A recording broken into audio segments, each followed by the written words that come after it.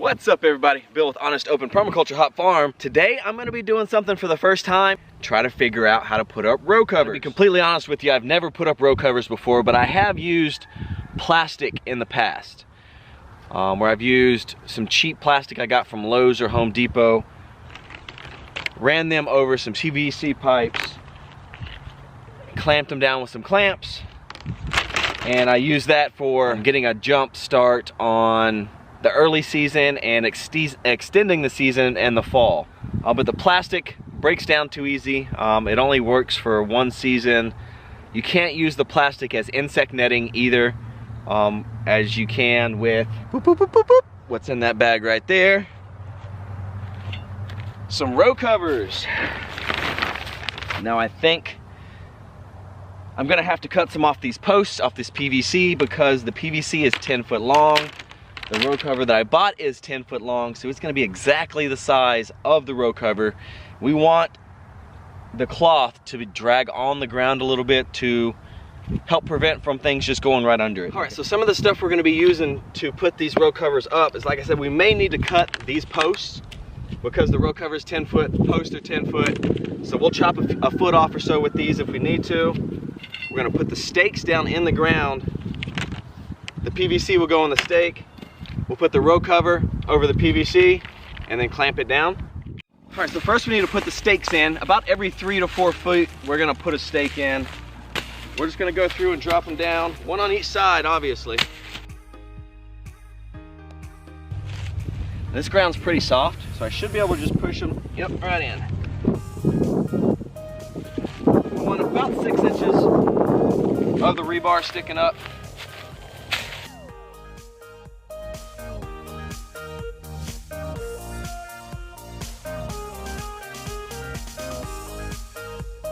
Woo!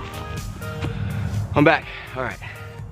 We got all the posts in the ground. Now it's time to grab the PVC, stretch it from post to post, and see if the row cover will fit over it. Like I said, I think I'm gonna have to cut the PVC because it's 10 foot, the row cover's 10 foot, and I want it to. You know what? I'm not even gonna try to dry run because I know it's not gonna be what I want. So we're gonna go ahead and cut a foot off the PVC and do it that way, so we don't have to do work twice. Un momento, por favor. Oh, PVC. PVC over the rebar.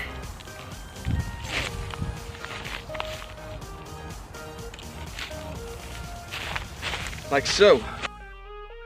This ground's so soft back here, you can even stick the PVC in the ground a little bit. Let's make sure we cut the PVC at the same length. So we're gonna save one of them that we've already cut. We'll take these other two down here.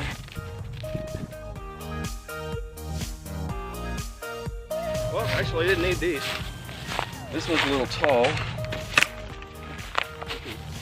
Push it down in the ground a little bit. Now let's grab the roll and see if we can do this by ourselves. I think what I'm gonna do is I'm gonna open it up the side and then flop it over. So unroll it. Make sure we have enough at the ends so we can bunch down here at the ends. Yeah, I had a feeling the wind was gonna get me. It's already messing with me. So we're gonna be using these clamps to clamp it to the PVC. So we may need to put clamp a little bit on there before we put it all over it, the whole thing. I don't know, we'll see. Let's go ahead and clamp this down, see if we can get it to stay down here. I do also have some pieces of foam that I can use if I need to put around the PVC and the row cover and then clamp it down with these clamps. So I think I might have to use some of these. I had all these pieces because I tried this before with plastic. And the plastic doesn't last very long and gets too hot in the summer. So now I'm gonna try these row covers because they actually help with keeping bugs away also. You can keep them up during the summer.